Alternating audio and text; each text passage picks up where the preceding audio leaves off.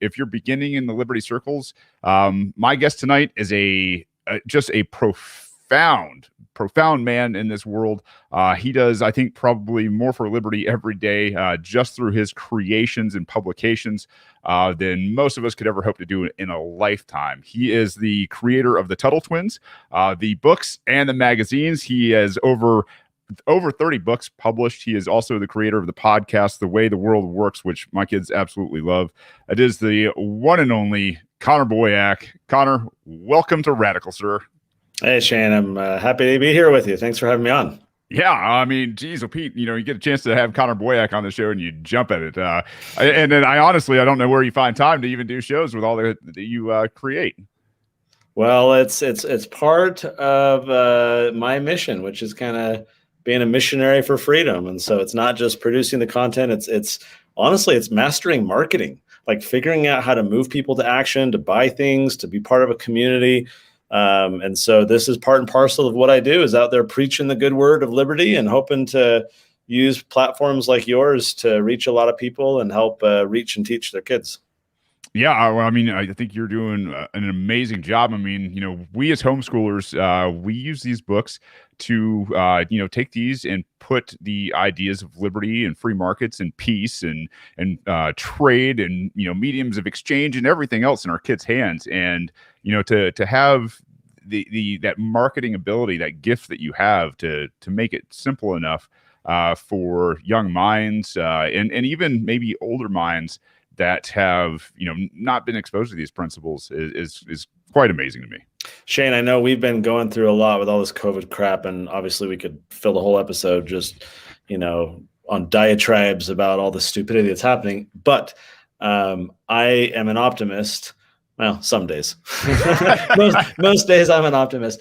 And I want to give you a little data point that shows that for all the marketing we've been trying to do, that there is momentum, that we have seen homeschooling triple, right, in the past year. There's a lot of energy of people fleeing the system, kind of red pilling and saying the status quo is deficient and I need something better. Here's the Tuttle Twins snapshot. We got started with our books in 2014.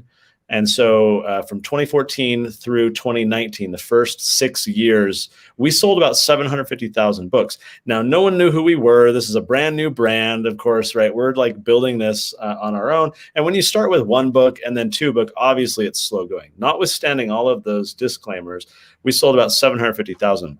In the year 2020, last year, we sold 1.3 million books, which was almost double what we did in the whole first 6 years combined. This year, when we end the year here in about a week at the time we're recording this, we're going to end at about 1.7 million books that we've sold in nearly a dozen languages this year alone. The momentum is rising. To me, that's a profound, just an indicator that there's a substantial rise in interest, that the government's response to COVID and wokeness and all this crap happening in our world, yes, is creating a lot of problems. But by golly, it's waking a lot of people up. And I'm excited to think about what the future looks like, where we have an army of red-pilled people who are like, I know what my rights are. I know what's wrong. I want to be part of the solution. Let's kind of create and build together. I think you're more than right. Now, one of my questions tonight is, we've seen homeschooling move into the double digits in a lot of places, more and more so with the mask and the mandates and the vaccinations and just kind of the squirrely schedules, I think, with everything that's been going on. And so the idea that not only are they moving there, but they are choosing to take your books that are based in the principles of liberty and apply those to their daily schedule and their weekly schedules and teach these things, I think is just, one of the most, optimistic things that we could possibly have here in the near future. So, I look a lot in terms of what I'm doing, in terms of fighting right here, right now.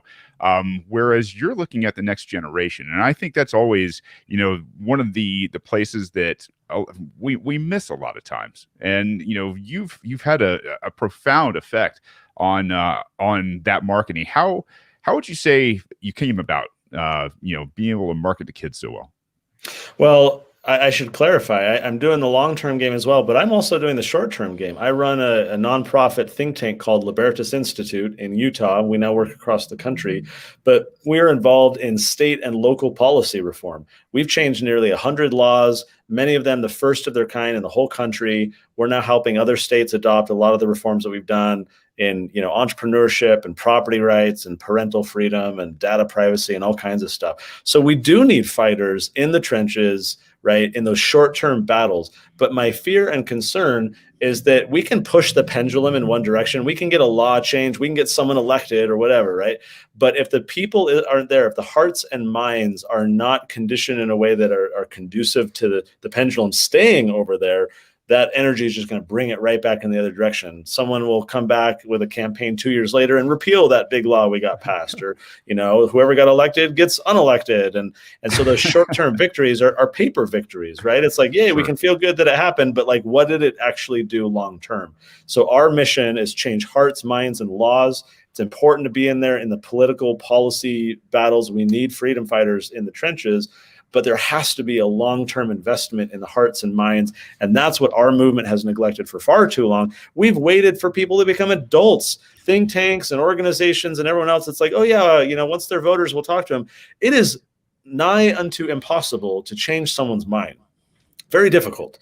And so we have to invest in the rising generation. We have to help parents talk to their kids about these ideas. I can't tell you how many parents who are conservative, libertarian, whatever, and their kids turn out to be socialists. And these parents are like, what happened? Why does my kid like Bernie Sanders? And I'm like, well, have you ever talked to your kids about the values that you believe? How do you talk about the world, what's happening, political, economic values? And they're like, oh, I don't really understand them that well. I can't talk to my kids about something I don't understand. I'm like, that is the problem.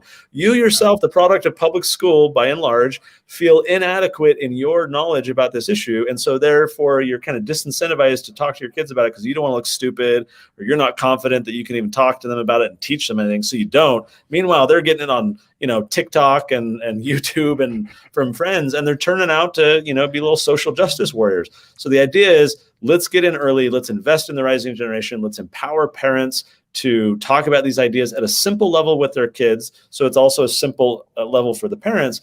And that way whole families are talking about this over the dinner table. That is where freedom germinates. That is where the future, the success for all of us lies, is making sure that we empower families together. So there's that built-in support system. So much I need to unpack there in terms of going after the legislation now. What have you found has been your greatest success in terms of a tool to change those laws? Is it more at the state level? Is it more at the local level? State level is key. Federal level, Titanic is about to crash. I'm not interested in rearranging right. So local level, you get a lot more corruption. Good old boy network, people who aren't ideological at all. They're just like, I want to serve my community, and now regulate your home so you can't use your property the way you want, because that's the way I want my neighborhood to look. So you don't really get a lot of ideological people at a local level, by and large. At a state level, you do. State is where you can push on the feds, you can push on the local government, you can push on the state government. It's the right way, the right level, I think, to affect a lot of change. And so I think state level is where it's at. And I think, one of the things that we suck at as libertarians, by and large, is we're not good at marketing. We're not good at messaging. We often speak to people in our language rather than their language. We do so because we want to look bold and correct and, get a good YouTube clip that we can, go shame other people with. But we're not good at relationship building. We're not good at meeting people knee to knee and talking in their language and building relationships of trust that can germinate into partnerships and coalitions and actually affect change. So I think, libertarians or freedom-minded people, or whatever you want to call it, really need a lot of introspection about, like, if you want to change something, let's begin with the end in mind, and then let's reverse engineer what we need to do to get there. And quite often it's not using language that we love. It's using language that is appealing to the audience that we're trying to persuade, that will move them in our direction incrementally. But again, it is that longer term investment that we need to be patient with. We want success now. We want to win that debate today. And I think a lot of people have not enough patience for how long it actually takes to affect political change. Yeah, I absolutely agree with you in terms of, I address a lot of times the idea that, we've got to come in and share our stories with them, empathize with people where, I think, a libertarian and the Liberty Republicans are some of the smartest people in most rooms that they go into. They're extremely well read. They got 12-pound brains, but opening that heart and showing, the mistakes that we've made, the stories that we have, and our journey to get to where we're at, I think is, something we haven't done extremely well. Shane, let me pause really there. You said something critical. It's a journey.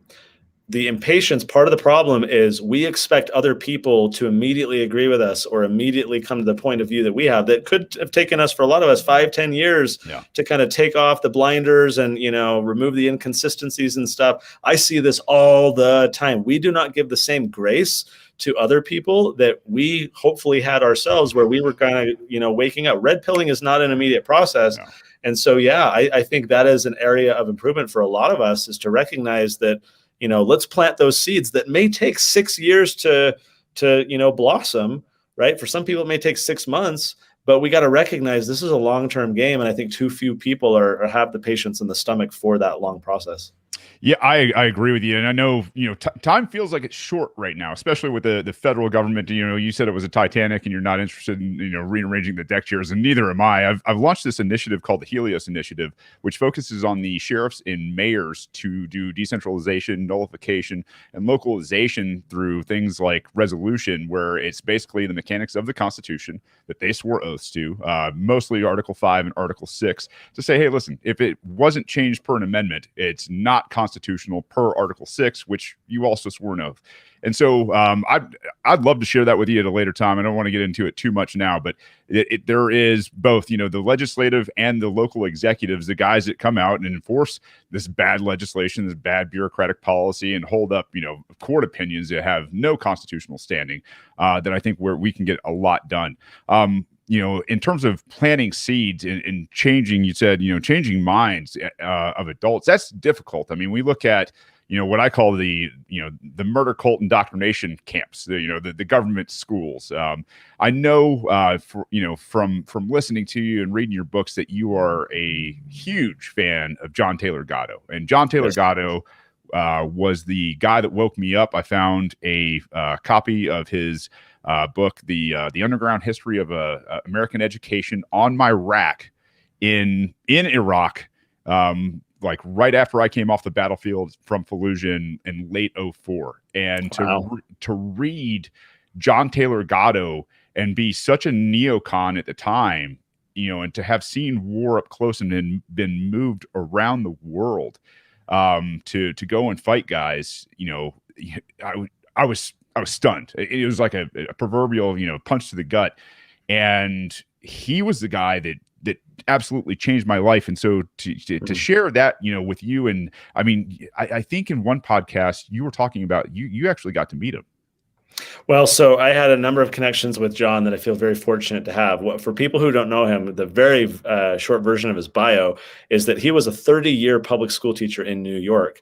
And in the final year of his teaching, he was awarded New York State Teacher of the Year. He got New York City Teacher of the Year. Then he got New York State Teacher of the Year. In that very year, he wrote an op-ed in the Wall Street Journal titled, "I Quit, I Think," in which he goes on to lay bare all the problems in the public school and say, I've been trying to reform from within, but I am hurting kids more than I'm helping them. So I need to find a different job where I don't have to hurt kids. And so then he launches a public speaking tour, very popular in the homeschool community, which then in the 80s was just finally starting to grow because it had been illegal. And so John actually wrote the foreword for a book that I did called Passion Driven Education. And then a couple years ago, I had then we did the Tuttle Twins book. We have one called Education Vacation, which is all about John's kind of message and views. And a couple years ago, I did a book for kind of teens and young adults called Skip College. Awesome book. Amazing Thank you. book. Yeah. I invited a number of contributors to provide chapters where we kind of talk about making the case against college for most kids, not for every kid. But so John contributed a chapter, which was basically for him, the underground history of American education, the book that you read. college edition, focused on higher education and not Right. just K through 12, which is what his book was more about. That was the last thing John ever wrote, was that chapter for our book. Wow. He passed away shortly after that. So I feel deeply honored to have had those connections with him, and his legacy lives on through people like you and this Tuttle Twins book and others, because for me, the reason we're homeschooling is I read his book, Dumbing Us Down, the hidden curriculum of compulsory education. Yeah. And that's a shorter book, much shorter than the one that you read. Really good. And very eye-opening for me. So I told my then girlfriend, now wife, I'm like, hey, read this too and see if you agree with it. She did, fortunately. Yeah, I mean, weapons of mass instruction as well out there for you guys. And just so you know, like, I talk about John Taylor Gatto all the time on my show. He was literally the guy that kind of opened my eyes to say, all right, here's a seed, right? Let's go figure some things out, start asking questions and get down to the base of things. So no, I think that is, the fact that he, authored that I guess his last writing in your book is something really, really special, and to have changed my life personally, and to at least take the blinders off and open a mind is nothing short than miraculous. So do you lead a lot of times in your discussions with maybe older people, especially maybe legislators or people who are politicians, or just everyday, people that you'll have conferences or talks with a guy like John Taylor Gatto, in terms of being relatable, to say, hey, listen, you were basically forced and coerced, or your parents were, to take you to a government school at the age of 5. I don't, because I don't want people to be defensive. I don't like pointing out. The problem that we face, I think, a lot of times, is people want to be very protective about the choices that they made and the experiences that they've had. And if you try and tell like a veteran, like, oh, you killed babies, and it just never goes well, right? To kind of say, like, you're part of the problem. And so my focus, generally speaking, and obviously there's exceptions, is like, I'm always trying to think of, where is this person at right now? Where can I take them as a next step at a point where they'll agree with me, that pulls me in their direction? And look, I'm not perfect at this. I used to be a keyboard warrior. A decade ago, when I started Libertas, my now board chairman sat me down. He's like, if we're going to do this nonprofit thing, like, maybe you need to tone it down on Facebook. And I'm like, but there's someone wrong on the internet. I need to, like, convince them of the error of their ways. You've seen that comic, no doubt, of like the guy hunched over his computer and the wife comes through the door and the light shining in from the hallway, and he's in the dark with the glow of the computer, and she says, honey, come to bed. And he says, not now, someone's wrong on the internet, and so that was me, right? And like, so I'm not perfect at this, but where I have found success and where I focus these days is not trying to demean people, not trying to criticize the choices they've made, the upbringing they had, the schooling they had, or whatever. But it's trying to find, like, how can I frame things the right way? How can I say things where it'll be almost, basically, it's the assertion of the moral ground. I want to claim, the high moral ground, and say, like, every child deserves an individualized education. We need to, tailor our approach to each child rather than have a one-size-fits-all template. And any teacher I talk to totally agrees, right? They'll argue, like, oh, we need more resources, and oh, I need smaller class sizes, and they'll kind of come up with different solutions. But I can basically tailor the problem in a way that gives us a common language to kind of start talking about ideas and seeing where we might agree. So anyways, I hope that answers the question. Yeah, no, I mean, I think, I always tell people, they ask me, what can I do to go out there and spread the word of liberty? I'm like, yes. What are you passionate about? Go any way you see fit. Like, I'm not going to sit here and criticize people who are going out and doing it. So if somebody does it maybe a little different than I do, like, I'm like, hey man, you're going to reach, that set of people that you can reach, Sure. better than I can. So yeah, I think it's amazing. I'd like to talk, a little bit about your creative process. I mean, the ability to put together not only books for kids, monthly magazine, the fact that you've got, things like the series where you guide the Tuttle Twins guide to, whether it's logical fallacies or courageous heroes or inspiring entrepreneurs, right? Like, these type of creations. First and foremost, how much time in a day do you dedicate to creation? So I struggle with this question. That's why I was kind of quietly chuckling.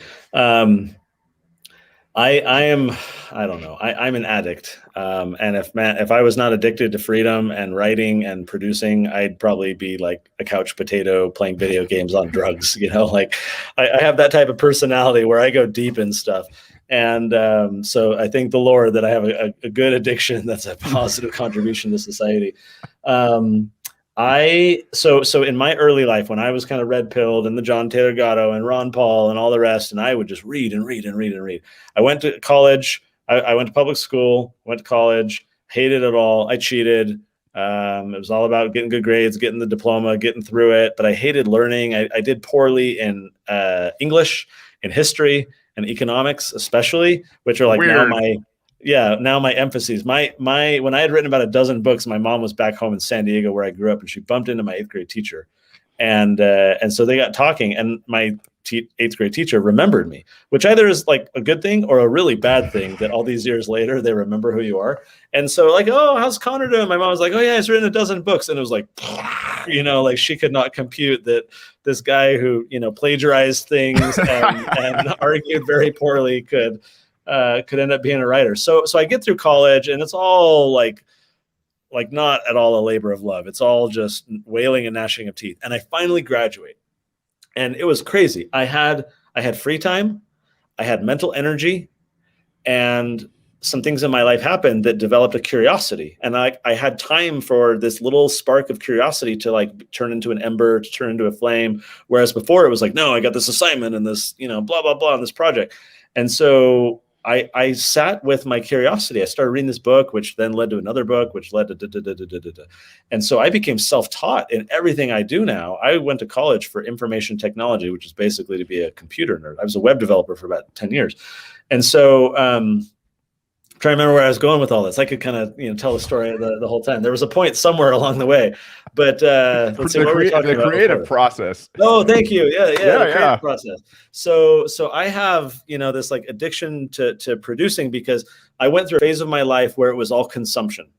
It was like reading everything I could get my hands on, learn, and that was my addiction. Like there are things I don't know.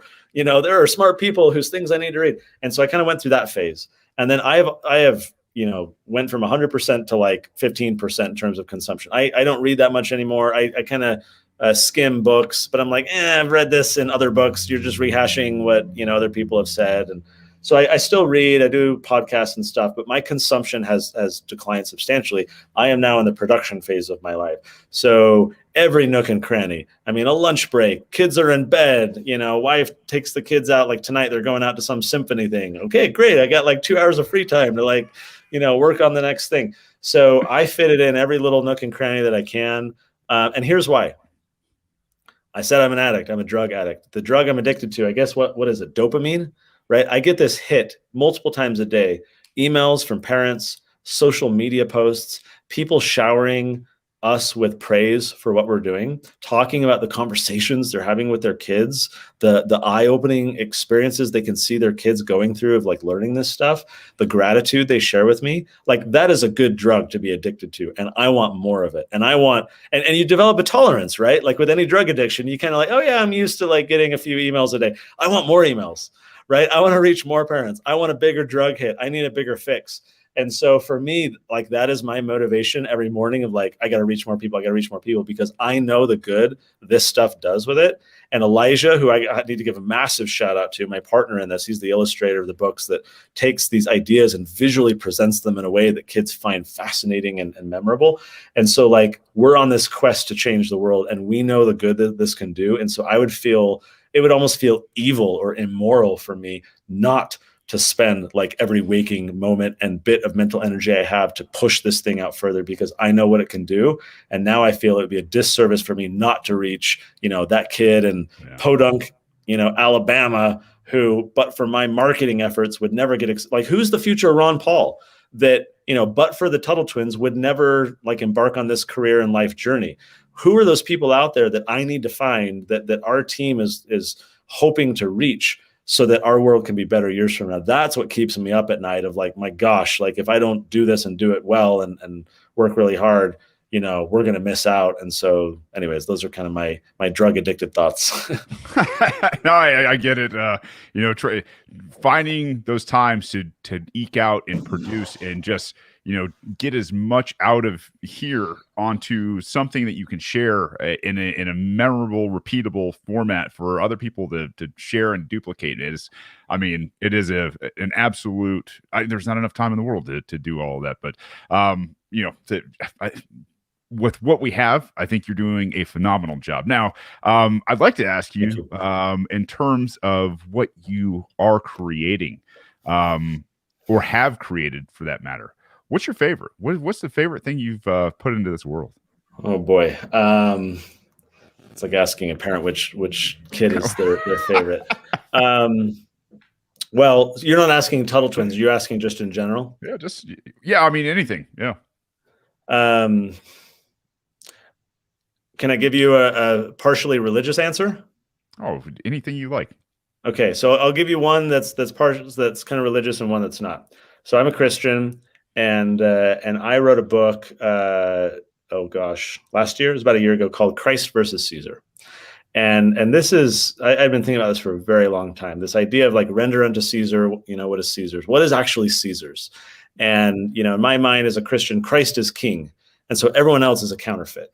Every other person who claims authority and power, it's all illegitimate. And so I think of Ron Paul when he was on the debate stage. I think this was the 2012 race. Okay. And I'm pretty sure it was. And he's in, was it Georgia or it was somewhere down south? I haven't thought of this in a while. So it's somewhere kind of Bible Belt, state. And they're in a GOP presidential debate. They're up on stage. And Ron Paul, they're talking about foreign policy. So Ron Paul says, you know what? Like, I tend to believe in the golden rule. And I think we should treat you remember this. Your whole audience remembers this. You find it on YouTube. It's amazing, right? I think we should treat other countries the way, would we like it if China came here in the Gulf of Mexico? And like, we know that, right? And so here he is to a largely Christian audience in this highly Christian state. And they start booing him. And so that to me was like, oh my gosh, like Christianity, it's turned into like this, what is it? It's in 1 Samuel, I think, in the Bible, where they're like, we want a king. We want to be like unto all the other nations, right? Give us a king.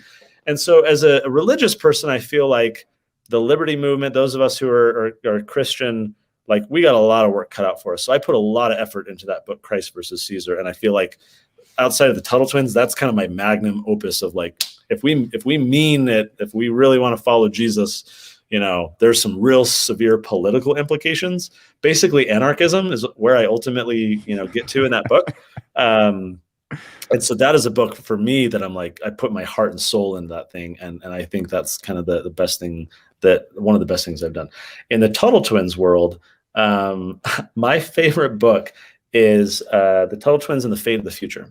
This was a book that Elijah and I were very nervous to do because, as you know, each of our children's books is based on a classic book, The Law by Bastiat, Creature from Jekyll Island, Economics in One Lesson, Atlas Shrugged, etc. So then we said, you know what, we got to do some Rothbard. And obviously the Rothbard book that we're going to do is Anatomy of the State, which is basically anarcho-capitalism. I mean, not basically, it is. That's what it's talking about, the illegitimacy of the state. And we're like, oh my gosh, are we going to do this? And like, what's the response going to be from families? And we were worried about backlash and everything. And not only have we not gotten backlash, we get these conservative parents, these Republican, conservative parents, and they're like, oh, my kids love that book. It was great. And I'm like, do you understand what's in? And like they do, like the seeds are all there of like consent of the governed. We talk about polycentric law. What does it mean to actually like have the consent of the governed? What are the implications of that? Voluntarism versus, coercion, like it's all in there. And we've just been blown away that not only have we not gotten opposition, people praise this thing. And I'm like, maybe there's something to it. We just had to take it down to a kid's level. That's where Rothbard failed, is he didn't, make it kid friendly enough. And now we got these little 8-year-old ANCAPs running around who, are preaching about consent of the governed and voluntary relationships. So that to me is one of my, if I had to pick a favorite child, it would be that book. Yeah, I mean, it's such a classic thing that, when you don't put a moniker next to something, right? Like it's not a D or an R or, conservative or progressive. It's just, hey, here's some knowledge. Like we don't need to politicize any of this kind of stuff. And people go, oh man, I really like that kind of stuff. And not only that, but when you're having these conversations, a lot of times with us, we live out quite a ways from town. So if there's a podcast that we're listening to and we need to stop and talk about things and kind of have these discussions, the questions come up of like, what? You're telling me that the government does what from kids? And you're just like, yeah, man. And it's kind of the very simple rules that we have in our house. I'm sure you do in yours, that don't hurt people and don't take their stuff. Like the two guiding rules in this house that you don't cross. And they're like, these guys are doing that. I was like, yeah, man. And don't ever forget, it doesn't matter what your position is in life or how old you get. You don't, ever cross some magic threshold that makes that okay. Like the force and coercion and all that kind of stuff by the state is never okay, no matter what they say it's for. If it's the best thing in the world, still. No, I think that's really neat. Your podcast is, I don't know, golly, I think you guys are already through 200 plus episodes now, and trying to trying to keep up with you guys. It's just it's unbelievable. How much you guys are putting out. Have you enjoyed your experience in terms of becoming a podcaster, and how have you found the podcast community? So the vision with our podcast is we're trying to produce content for like mom when she's running errands with the kids in the van kind of deal, right? Like little bite-sized things, or maybe it's a family, like we do it with our kids. My wife has my kids listen over breakfast. And then when I'm home for dinner, we'll talk about what they learned is what we try and do. So it's like those quick little moments. We don't want hour-long whatever for young kids where they have shorter attention spans. So we're doing them in little like 15-minute bite-sized things and just trying to spark conversations, right? And like get kids interested in this, and maybe they'll go look up more on Wikipedia or find a YouTube video about it, or not every issue is going to be of interest, but the more of these little things we do, the more kind of curiosity can be developed. It's been a lot of fun. Obviously I started with Brittany. We brought on Emma as a co-host. We can kind of share the load and do more episodes together, so it's not as much a burden on my time, which has been really good. But I enjoy it a lot. It's so fun, and I love too, like the planning, like we get a lot of reader emails and stuff, and so ideas that people are like, hey, my kid was asking about this. Can you do an episode on that? And so it's great to have that stream of ideas from the community. Same thing with our books. We get people for years who have sent in like ideas. Hey, you should do a book on this. And you should, and so it's so great to build a community where people want to help contribute and offer ideas and are presenting actual, I'll call them problems, but like, hey, my kid wanted to know about this. I didn't know quite how to explain it. Could you guys do an episode about that? Like, I love where we can hear directly from our consumers, right? And the community, and they can give us ideas that we can immediately turn around responses that are, very practical and useful for them. So it's been a ton of fun. And I mean, Shane, what I'm trying to do, like the podcast is just one element, obviously, is like, I want the Tuttle Twins to be a household name. I want everyone. You're well on your way.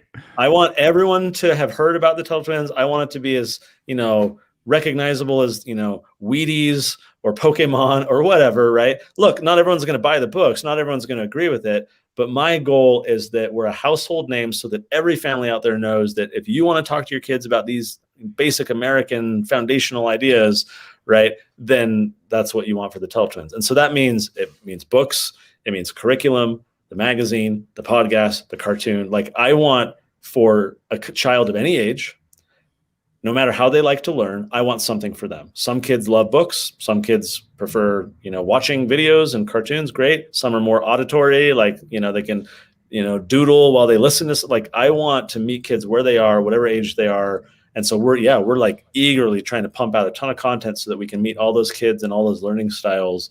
Because again, like, I'm addicted to this drug and I need more of it. So with all of this, I mean, and I haven't even broached the subject of your new show, cartoon. You guys are just a few shows into this one right now, I believe. Yeah, 5. Yeah, I mean, it is.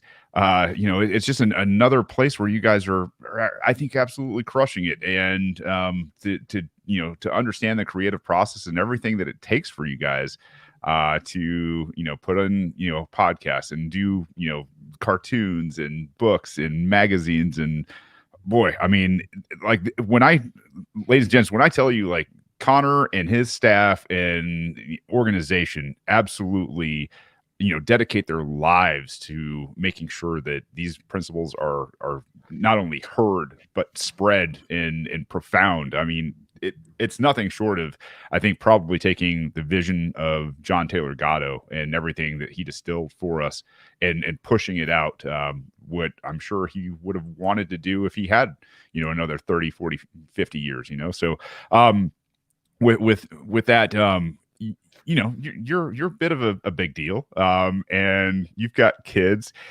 and they don't think I'm a big deal. What's that scripture? No man is a prophet in his own land, right? That's right. People that know you best. No, but with that said, I mean, this side of being in the public eye, there's criticism out there, right? And I imagine you're probably a lot like me. You see it and try to ignore the brash, but when people come to you that are pretty sound people and they have a good head on their shoulders, how do you handle that?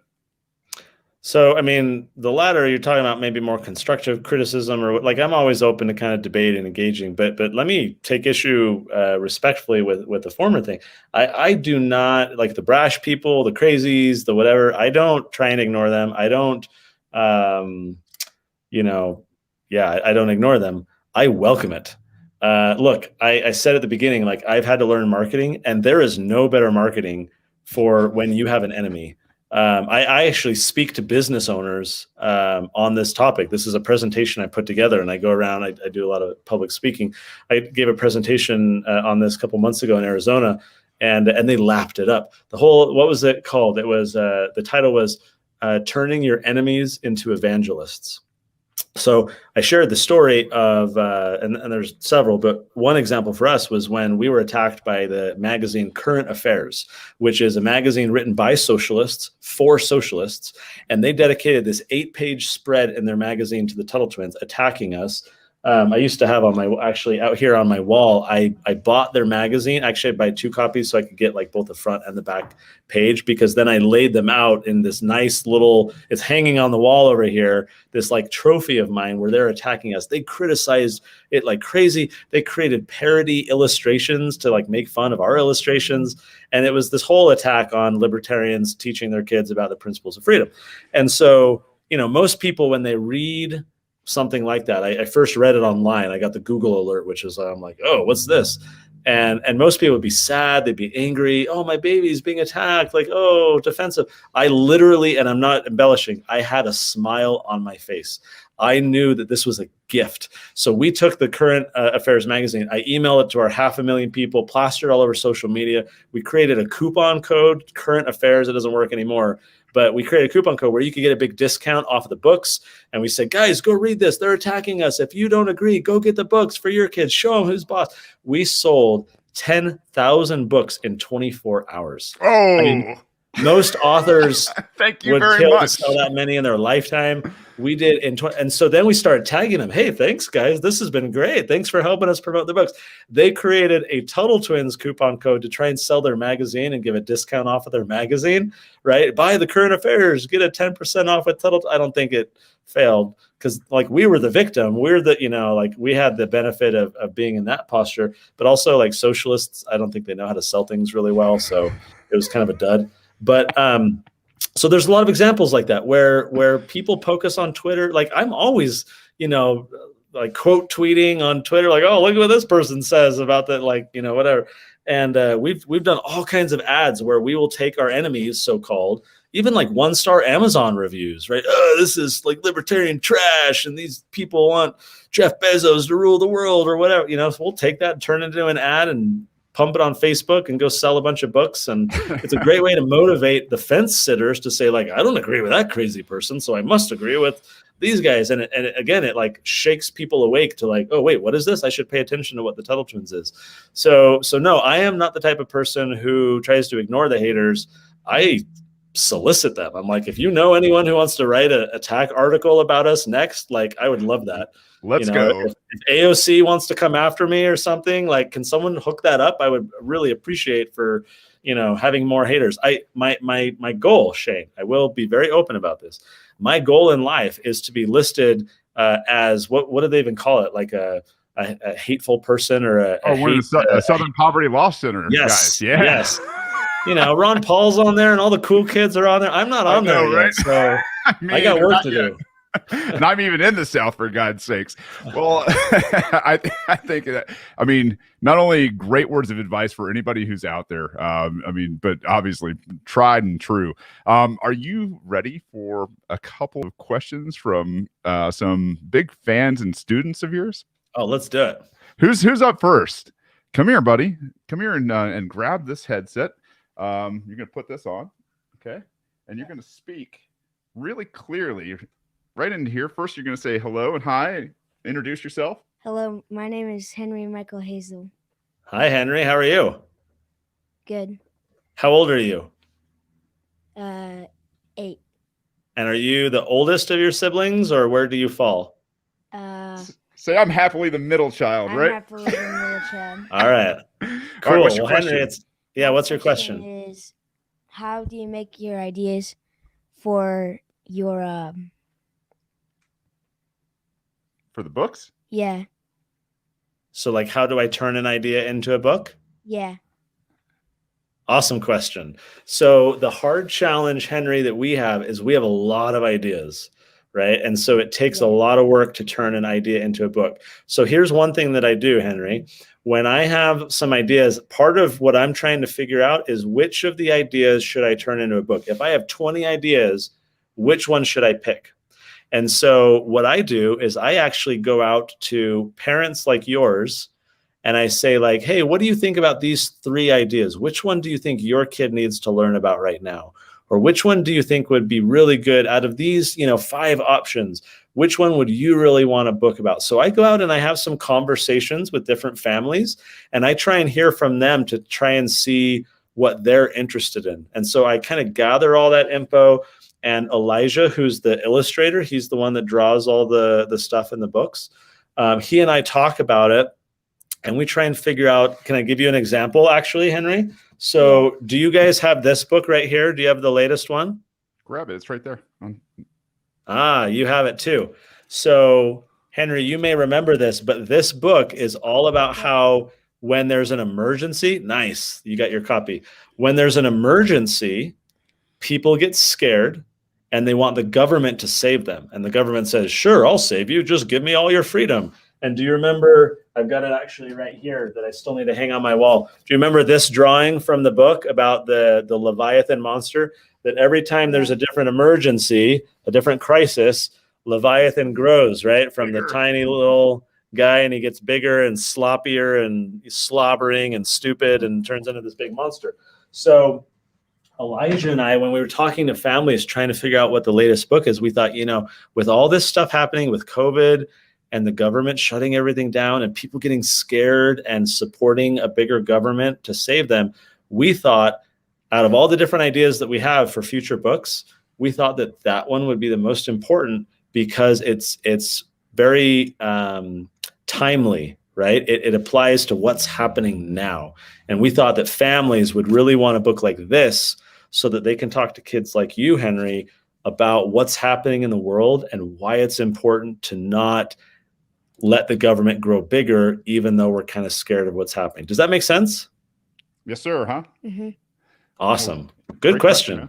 I have another question. Well, we're going to let your brother get his first, okay? Come here, Jackson. Let's go. Come here. Here we go. Jackson, you are also going to introduce yourself first and say hello, and you're going to speak right into that microphone, loud and clear. Hey, he's a nice guy. He doesn't bite, so you can speak up nice and loud. Hi, my name is Jackson. Hey, Jackson, how old are you? What was that? Just go ahead. I love listening to your podcast. Awesome. How can you hear me, get Jackson? your podcast ideas. Can you hear him? No.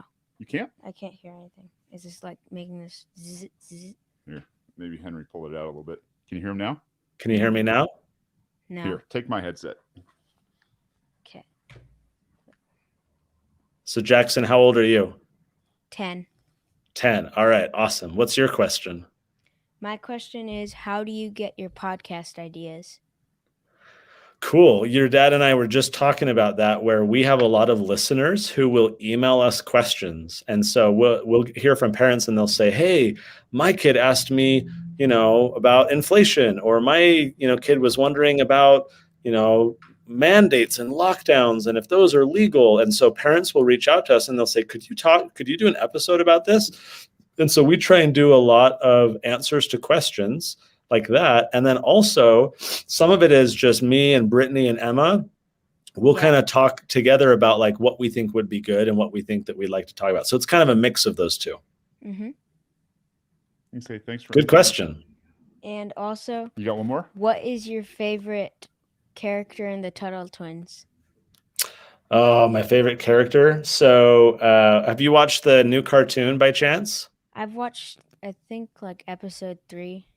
Okay. My favorite character in the cartoon is Derek, the little raccoon. I think he's silly and crazy, so that's a lot of fun.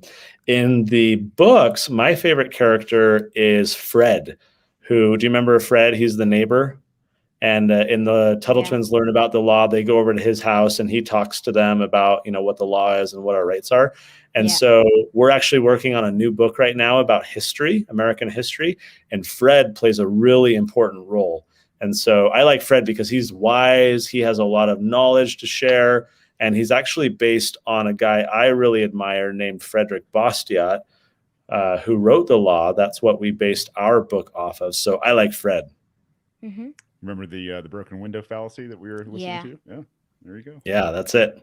Good question. That's it? Mm-hmm. Both of them? Yeah. All right, great. Thanks. Hey, can you say thank you? Thank you. Can you say Merry Thank Christmas? you, Jackson. Merry See you later. Christmas. You too. Good job, guys. Thanks for doing those questions. I know they are Of course. tickled to death right now to have gotten to spoken to one of their heroes, man. I gotta share a related story. I was at an event a couple years ago, and I was talking with a donor because I run a nonprofit. And so we're talking and just kind of catching up. And this 10-year-old kid walks up with his dad. It was kind of a family-friendly conference, and so the kid was there as well as his son. And so the son walks up and he says, "Are you Mr. Boyack?" And I said, "Oh yeah, I'm Connor. What's your name?" And whatever, we exchanged some little pleasantries. And my donor's standing right there, right? And so then this 10-year-old, I can't remember his name, then he says, "Do you have a fan club?"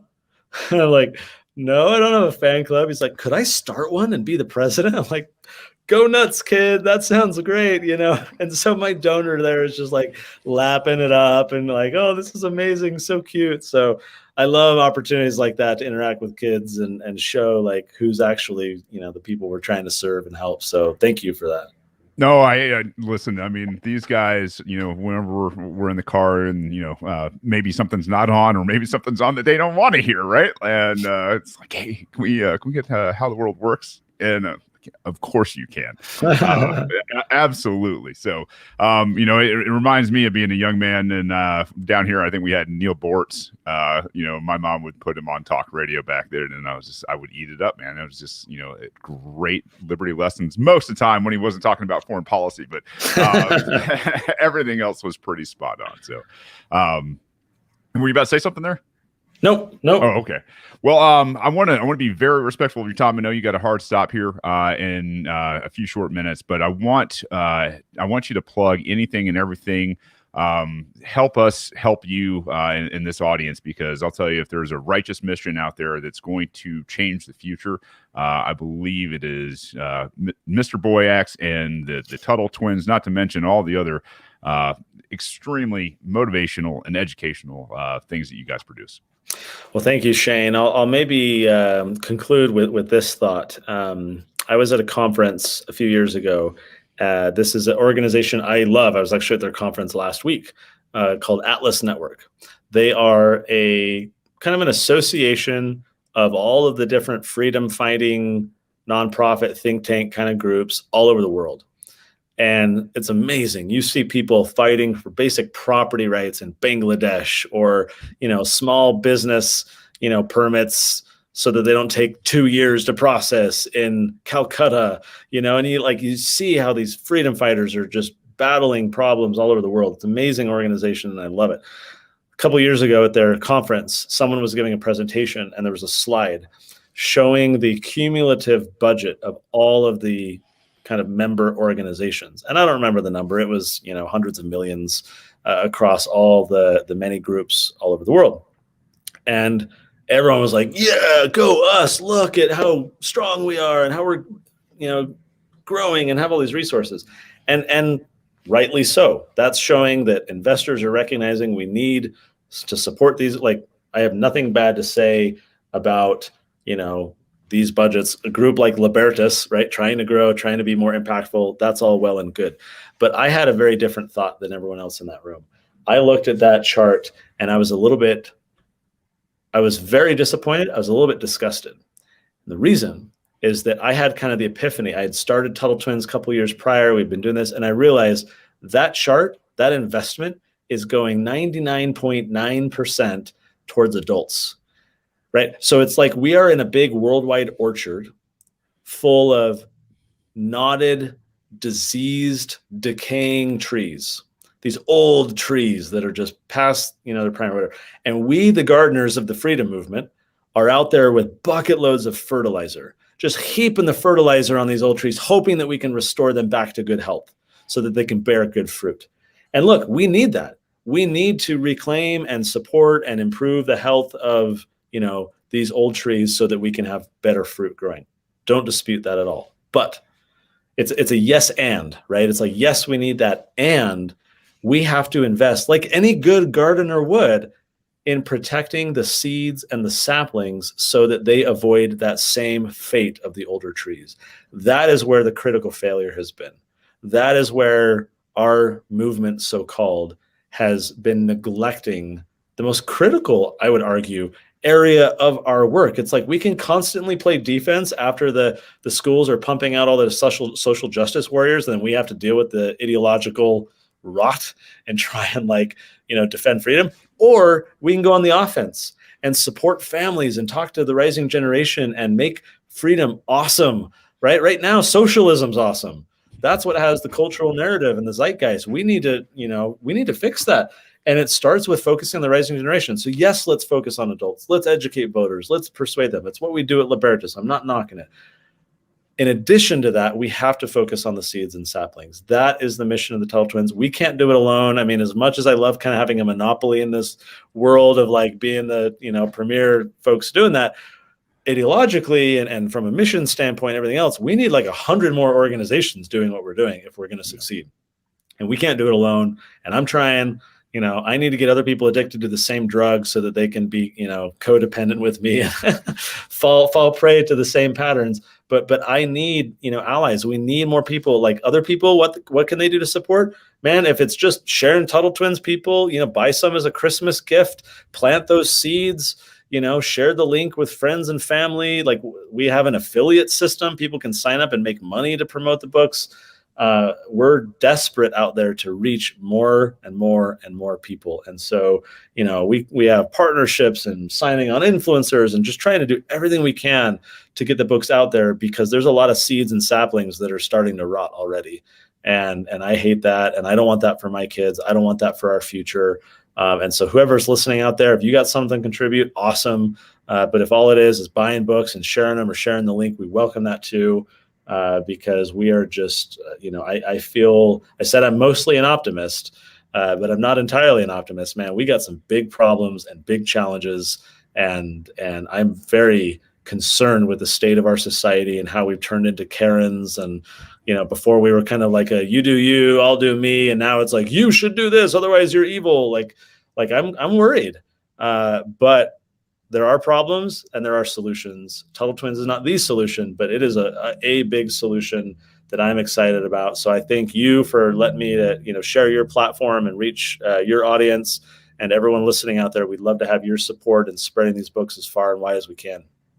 Hey, it has been an absolute honor and a pleasure to find another man that is kind of motivated and woke up by the great John Taylor Gatto and approaches this from a learning and education standpoint. To see everything that you do, it's an inspiration. And I think we need 100 million more people in America alone doing exactly what you're doing with their own brand and their own twist, and sharing the heck out of everything that's out there. Ladies and gents, there's over 30 books. And I think probably 3.2 million sold is a low number considering what's going on, and I expect great things to follow in the coming years because of what's going on. And we need to support guys like Connor, Libertas, and the whole organization as much as possible. What's the best link for them to go to? Is it connorboyack.com?